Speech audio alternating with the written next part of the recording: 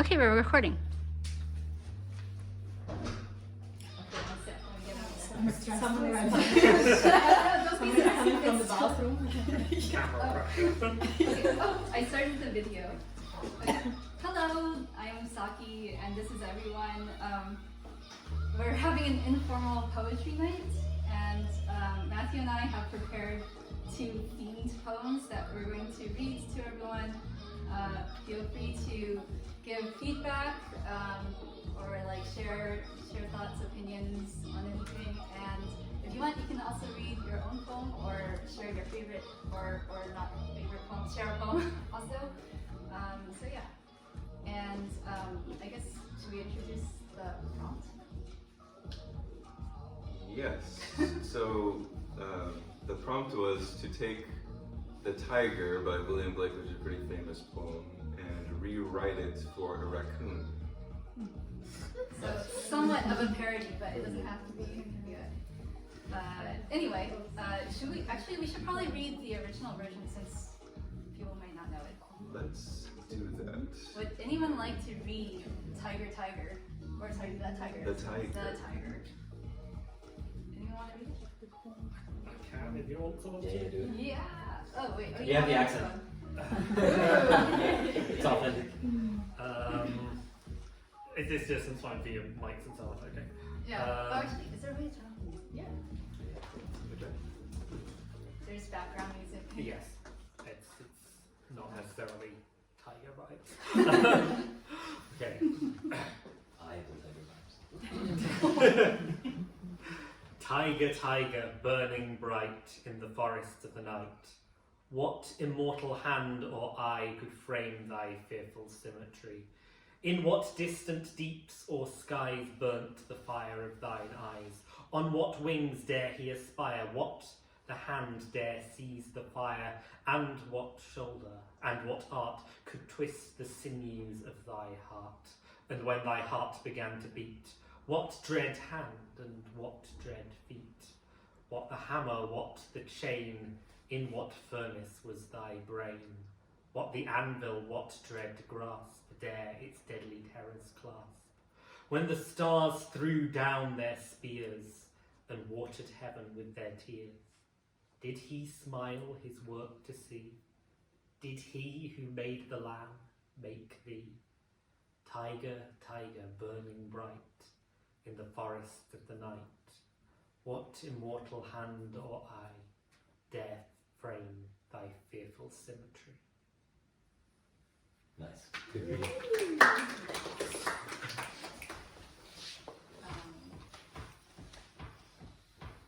I will remark, I think it was supposed to be symmetry, just to keep the rhyme scheme, but no one says that anymore. Okay, so they say maybe the archaic version of I is E, like Daisy, so maybe it's E in symmetry. So these are E-balls.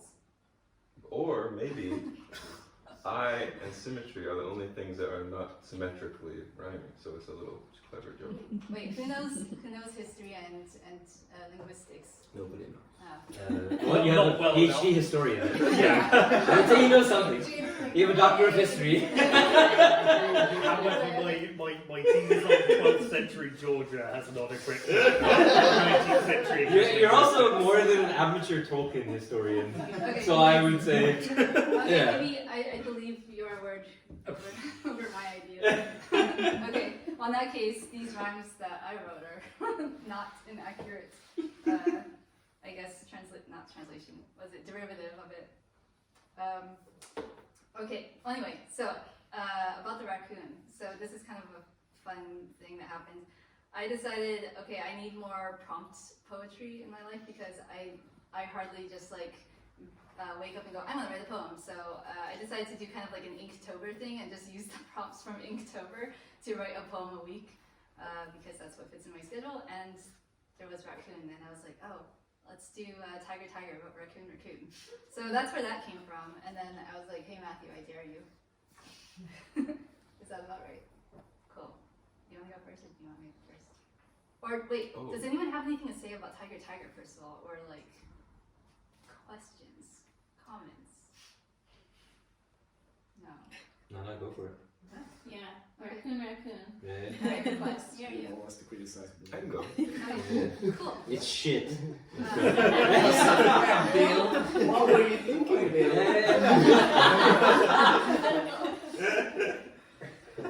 Do you want to introduce how you transformed?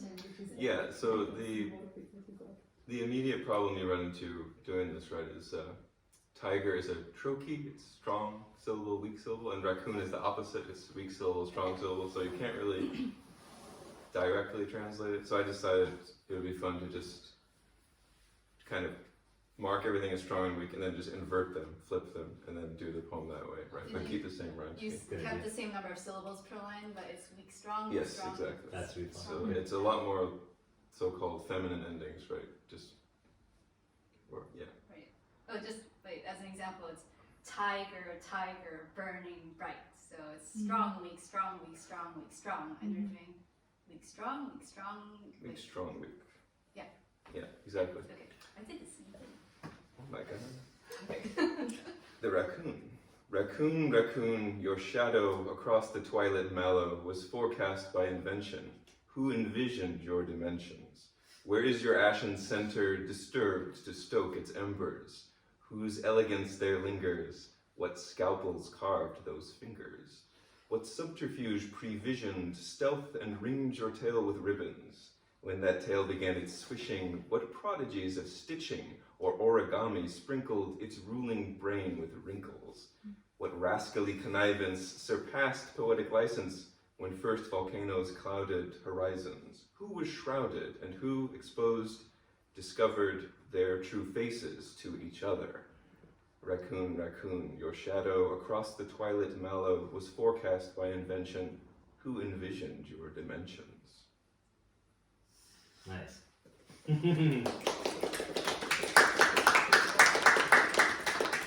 Oh, okay, share me backwards. Sure. That was really cool. Actually, I think I like your vision a lot more than I like mine already. Because it is really describing raccoony things. The original Tyger Tyger didn't really describe like the tiger's stripes or orange coat or anything. It was more like about the tiger's spirit. You'll notice the original is talking a lot about this fiery spirit of the tiger. In what distant deeps or skies burnt the fire of thine eyes, and what the hand there sees the fire. So kind of like what God, what being made you, what forged, what harnessed this fire and turned it into an animal. Whereas yours is very much like saying who made all of these individual features on the raccoon, the ringed tail, the dexterous hands. Very cute. I feel like I'm more up for meeting the god who decided to make a raccoon. Right. Yeah. Yeah. And Different vibe. in case it was missed in the original, in the Tyger Tyger, the Tiger, it was, I think this is kind of subtle, but it says, did he who made the lamb make thee? So this is kind of, this is Catholicism, Christian? I don't know, I'm really bad at this. Definitely, I'm pretty sure it's Anglican, Yeah, yeah. which is basically Catholicism with some serial numbers filed on. Nice. Yeah, So Blake has another poem called The Lamb. It says, little lamb who made thee. Right, so it's like little, it's the like partner they're poem. related. to- Yes, exactly. And the raccoon is now the rogue poem, which is not the exact opposite of a lamb. It's the, what do you call it? It's the perpendicular animal. You got the tiger. And then there's a raccoon in We're there doing a somewhere. 2-axis scale with like, Yeah. like You scariness see your on one final axis and like at best. mischievousness on the X, other, Y, like Z. lamb, low, mischievous, The, no the, brain cells. the raccoon is the inexplicable other to the binary. It's like the Ungoliant of the William Blake's mythos. Right? It's the shadow of the tiger. Oh, it's interesting that you use shadow. We I both also use use shadow. Jung hashtag. Okay, I guess we'll move on to mine. approach, I also did focus on this creation aspect, like who made the raccoon. But I also noticed that the original poem, The Tiger, has like a little bit of elemental themes in it. So, like I said earlier, the tiger is like this fire, and who is harnessing this fire? And then the whole fourth stanza, there's this metaphor of a forge. What the hammer, what the chain, in what furnace was thy brain? What the anvil, what dead grasp, dare its deadly terrors clasp. So it's like, who is forging this fiery creature? And the next stanza says, when the stars threw down their spears and watered heaven with their tears. And this is the water element, kind of like, not neutralizing the tiger, but rather like when you forge something out of molten metal, when you're done shaping it, you dunk it in the water. And this is what cements the form. So I wanted to kind of use that idea with the raccoon, but the raccoon's not fiery, so I went with shadows, air. What's the opposite of the sky is the earth. So instead of water and fire, I have the earth grounding the raccoon. So that's where this little thing came from. Anyway, I'll just read it. Raccoon, raccoon, reclusive, in city streets elusive, what numinous endeavor could make thy mien so clever? What alleyways were weathered by shadows you had tethered? And who would try his lasso, who sought to trap the shadow? And who'd accept the challenge to sculpt thy skill to scavenge? And when thy scavenge started, who dared to be outsmarted? What engine, what machinery did house thy heart of thievery? What gadget, what contraption could capture its contraction? When trash can lids resounded, as they to earth were grounded, at last we see thy maker was none but Mother Nature. Raccoon, raccoon, reclusive, in city streets elusive, no numinous endeavor could make thy mien so clever.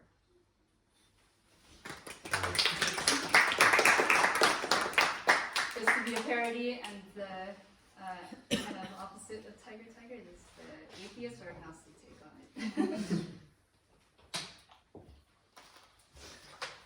I forget, what's your last stanza exactly the same as the first stanza? Mm-hmm. Did you notice that the Blake version is not?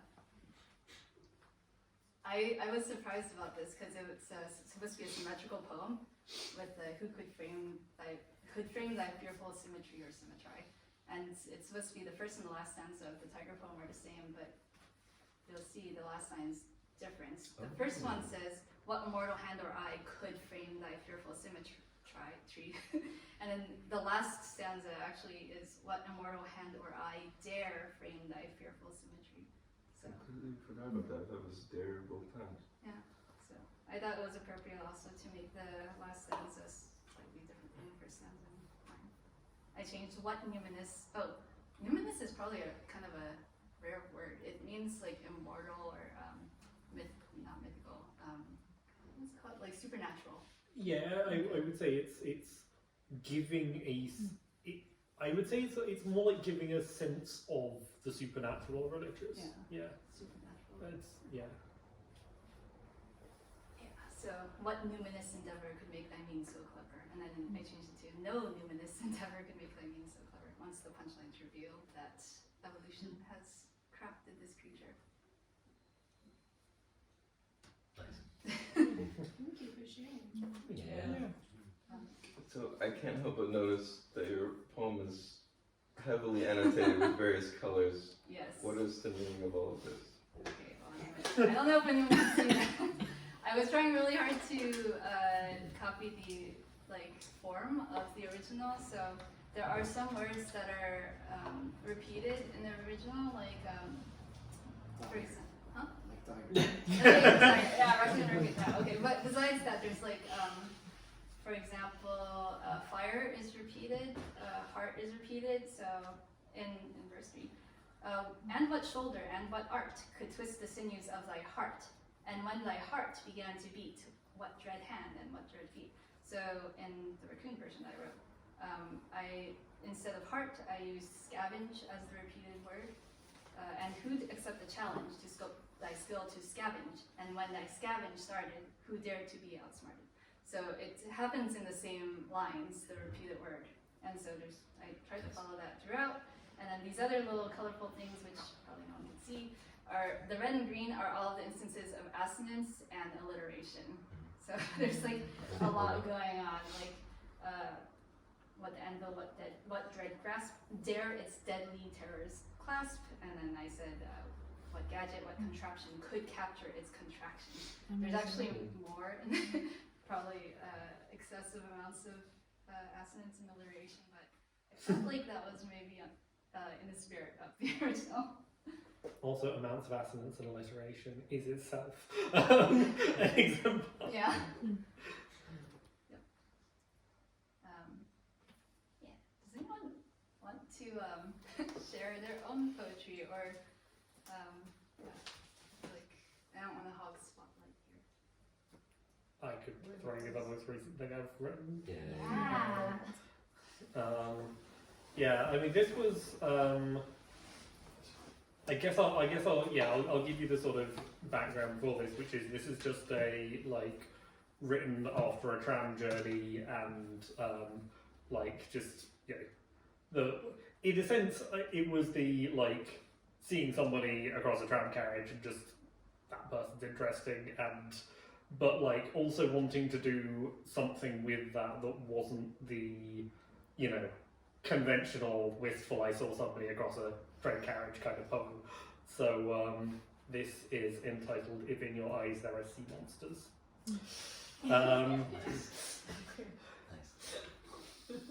Upon the shirt, blue lined like porcelain, were designs of a nautical form, ships of bygone age and docks for them to moor at, and somewhere there, framed between the waves of cardigan blue, the tentacles of some colossal beast emerge from the waters, and I wonder, as you look half smiling out the window, drinking the city in, inviting the storm and whirlpools, looking up from these tram-line decks to where the details of the buildings hang like figureheads above, I wonder if in your eyes there are sea monsters, where foam and spray dance like stray hairs and the lightness of a step.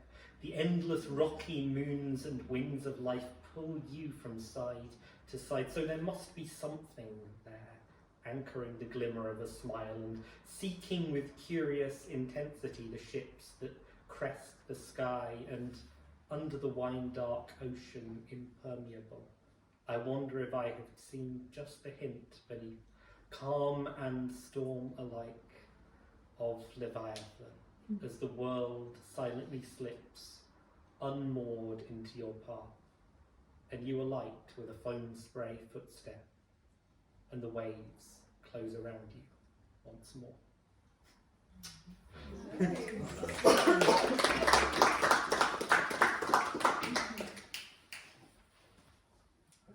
You used the plural of Leviathan. I think I just used it in singular. Oh, okay. Yeah. I didn't realize that it was a pun with the sea monsters. Until you read it, I'm like, oh, sea monsters. And then it was also really brilliant with seeking one to search, but going along with I don't know if that was intentional. I don't think once he was intentional, I think it just came with the thing. Yeah. I like the wine dark ocean reference. Yeah. I feel like I'd probably overuse the wide dark ocean, but But it's so nice. yeah. I can or will throw random ancient American literature references into anything I can. Usually. It's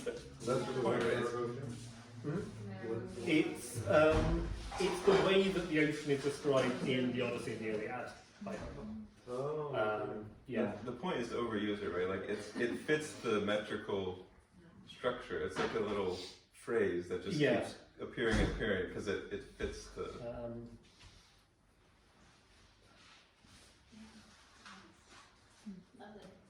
It reminds me of the Owl and the Pussycat and the beautiful and the pea Oh, green right, boat. yeah. Pea Funny. green boat. some honey and money wrapped up in a £5 note. And the owl looked up to the stars above and sang to a small guitar. And then the rest of it sort of, into modern ears, immediately becomes non-PG-13. Cool. I feel like now we should probably stop the video because, well, It has been yeah, a year. people are ready to party again. Alright, thanks everyone for joining. Thank you. Thank you.